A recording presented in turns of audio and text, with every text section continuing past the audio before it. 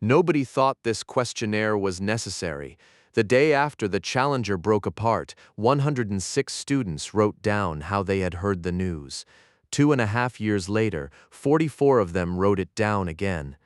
This film is about what happened to the paper in between, because one of them read their own handwriting and said, "That's my handwriting?" But that's not what happened. 9 years earlier, two Harvard researchers, Roger Brown and James Ulric, had given the feeling a name. They called it a flashbulb memory. The idea was intuitive and almost everyone recognized it.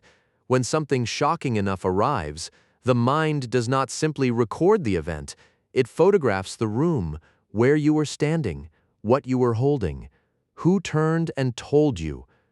Brown and Ulric surveyed 80 people about the death of John Kennedy, and around 90% produced exactly that kind of vivid, furnished, confident account. The metaphor did the theory a great deal of damage because a photograph implies permanence, and nobody had tested permanence. To test it, you would need to know what somebody said in the first 24 hours before the story had a chance to settle. The psychologist was Ulric Neisser at Emory University, and that one morning is the only reason this study exists. The shuttle broke apart on the 28th of January. The questionnaires went out the following morning, less than 24 hours later. 7 questions. Where were you? What were you doing? What time was it? How did you find out? Who else was there? What did you do next? How did you feel? Ordinary questions answered in ordinary handwriting by students who had no idea they were creating evidence. Then the paper went into a drawer, and everyone got on with their lives for 2.5 years. In the autumn of 1988, Neisser and his collaborator Nicole Harsch went looking for those same students. 44 of them sat down and answered the same 7 questions again. This time the researchers added something.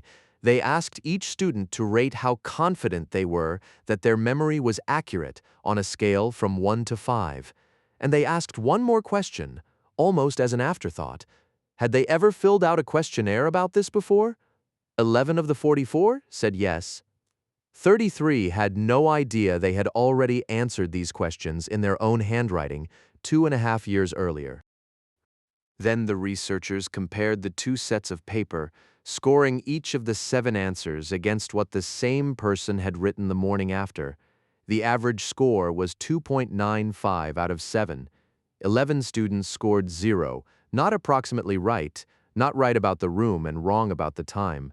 0 out of 7, every single element of the memory had changed. 22 of the 44, exactly half the group, scored 2 or less. Now hold that against the confidence rating. On a scale where 5 means certain, the average confidence was 4.17, roughly 40% accurate, roughly 80% certain. And crucially, confidence did not predict accuracy. Being wrong did not feel like anything. Then Neisser and Harsch did the thing that makes this study impossible to forget. They showed the students their own original reports. You might expect recognition, a correction. Some version of, "Oh, of course, that's right, I remember now." That is not what happened. The students read the pages in their own handwriting and mostly could not explain them. Several could not be moved at all. The original account did not feel like a memory being restored. It felt like someone else's claim about their life. That is where the line comes from.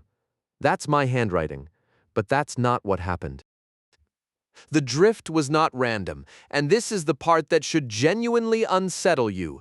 The best documented pattern in the study runs in one direction. A student writes, the morning after, that another student told them the news in class. 2.5 years later, the same student describes watching it break on television in their room with a roommate beside them.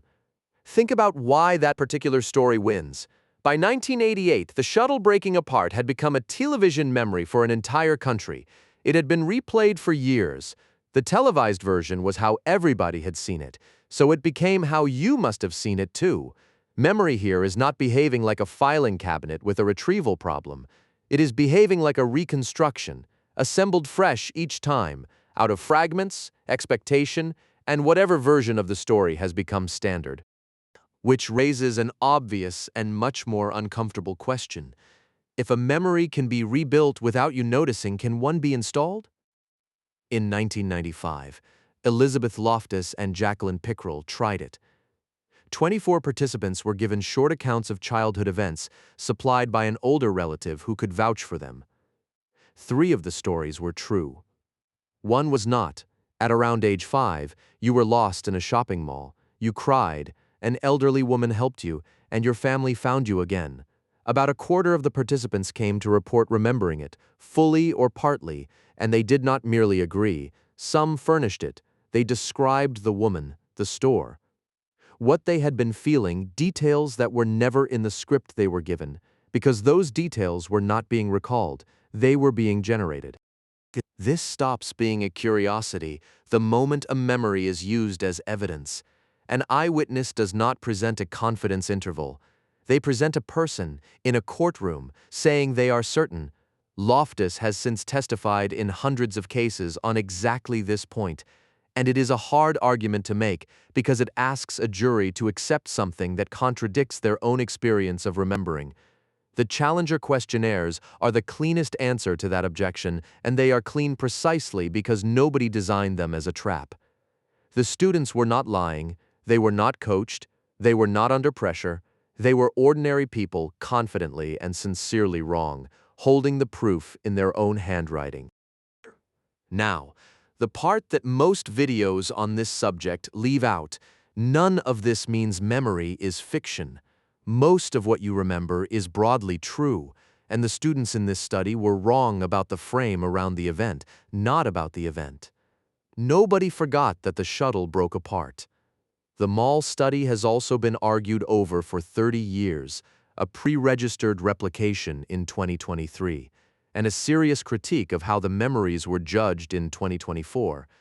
That argument is still live, and pretending otherwise would be doing the same thing this film is about. What survives all of it is narrower and harder to dismiss. Confidence is not evidence of accuracy. The feeling of vividness is generated separately from the facts. So pick your own clearest memory, the one with the room in it, and the light, and who turned to tell you you have no questionnaire. Nobody handed you a form the next morning, which means there is nothing in your possession that could ever contradict it, and now you know that isn't the same thing as it being right. If you want the other side of this, the film on why we trust the survivors of a disaster and never the ones who didn't come back is linked below.